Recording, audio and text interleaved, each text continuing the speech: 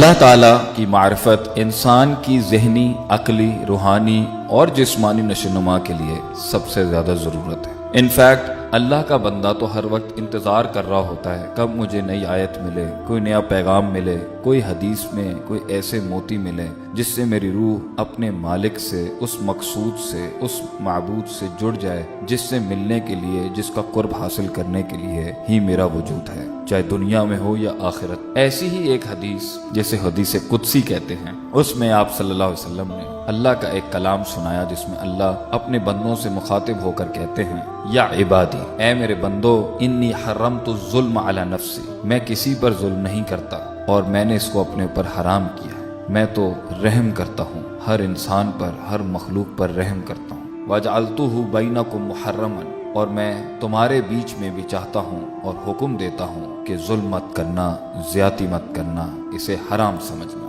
فلا تظالموا، اور کسی قسم کا ظلم مت کرنا، یا عبادی کلکم ضال، تم سب کے سب میرے بندوں گمراہ ہو، رستے کی تلاش میں ہو، تم سب ڈھونڈ رہے ہو، جس کو ملا یا جس نے پایا میں ہی ہوں جو اسے گائیڈ کرتا ہوں، اندھیروں سے اسے روشنیاں دکھاتا ہوں، ان وادیوں سے شک شبہات کی یقین میں لے کے جاتا ہوں، وہ ہم ہیں، فاستہدونی، تو تم ہدایت مجھ سے طلب کیا کرو، اہدکم، میں ہی رستہ دکھا سکتا ہوں، یا عبادی کلکم جائع،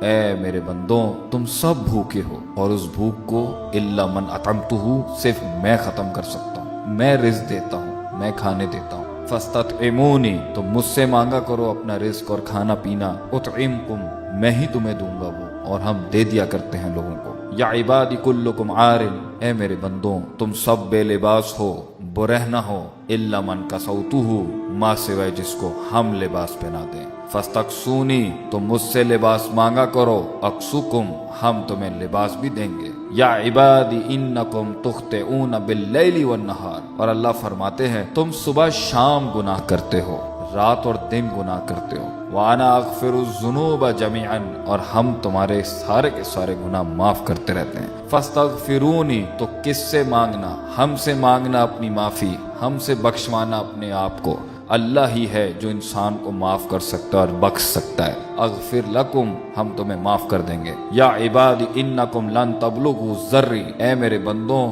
تم کسی نقصان کے مالک نہیں کہ تم مجھے نقصان پہنچا دو، ولن تبلغوا نفعی فتنفعونی، اور تم کسی نفع کے مالک نہیں کہ تم مجھے نفع پہنچا دو، یا عبادی لو ان اولکم وآخرکم وانسکم وجنکم، اے میرے بندوں تمہارے پہلے اور بعد میں آنے والے، تمہارے انسان اور تمہارے سارے جنات، اگر سب کے سب نیک بن جائیں اور ہمیں سجدہ دے دیں اور ہماری ہر بات کی اطاعت کر لیں، ما زاد ذالک فی ملکی شیئا، تو یہ میری ملکیت اور بادشاہت میں کسی چیز کا اضافہ نہیں کرے گی، یا عبادی، اے میرے بندوں لو ان اولکم وآخرکم وانسکم وجنکم، اور تمہارے پہلے اور بعد میں آنے والے انسان اور جن سارے کے سارے، کانوا علی افجر قلب رجل واحد،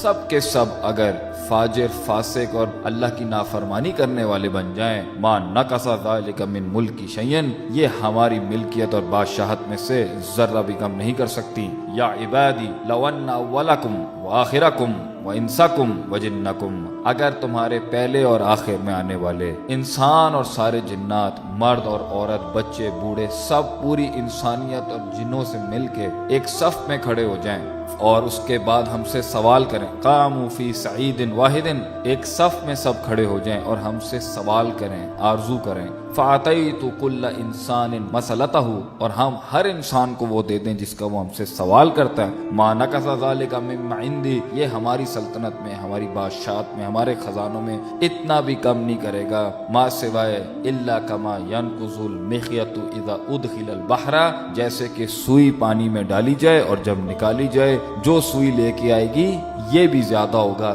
اس سے بھی کم ہمارے خزانوں میں کمی نہیں ہو سکتی، یا عبادی، اے میرے بندوں انما ہی اعمالکم، یہ ہے تمہارے اعمال، احصیھا، میں انہیں جمع کر رہا ہوں، لکم، تمہارے لیے، ثم اوفیکم ایھا، ہم اس کی جزا دیں گے تمہیں اس سارے سلسلے کے بعد، فمن وجد خیرا، جس نے اینڈ میں آخر میں اختتام میں اس کہانی کے خیر پایا، جنت پائی، جزا ملی، فلیحمد اللہ، تو اسے اللہ کی حمد بیان کرنی چاہیے، کیونکہ اس میں بھی ہماری ہی تعریف ہے کہ ہم نے تمہیں ہدایت دی، لباس دیا، سمجھ دی، رحمت بھیجی ہم نے تمہاری طرف، نصیحت بھیجی، قرآن، حدیث، دعوت، علماء، اور پھر نبی بھیجا ہم نے تمہاری طرف، تو ہم تو ہماری ہی ہونی چاہیے۔ وَلَهُ الْحَمْدُ فِي الْأُولَى وَالْآخِرَةِ، اللہ کی تب بھی ہم تھی جب کچھ نہیں تھا، اور تب بھی حمد ہوگی جب کچھ نہیں ہوگا۔ اور اللہ آگے فرماتا ہے وَمَنْ وَجَدَ غَيْرَ ذَلِكَ، اور اگر کسی کو اینڈ میں، اختتام میں برا انجام ملے، جہنم ملے، فَلَا يُلُومَنَّ إِلَّا نَفْسَهُ، تو اسے نہیں چاہیے کہ ملامت کرے اور کوسے سوائے اپنے آپ کو، کیونکہ اللہ تعالیٰ قرآن میں فرماتا ہے اِنَّا هَدَيْنَاهُ سَبِيلًا، ہم نے رستہ دکھا دیا، اما شاکرا و اما کفورا، تم قبول کر لو یا انکار کر دو، فیصلہ تمہارا ہوگا، سزا جزا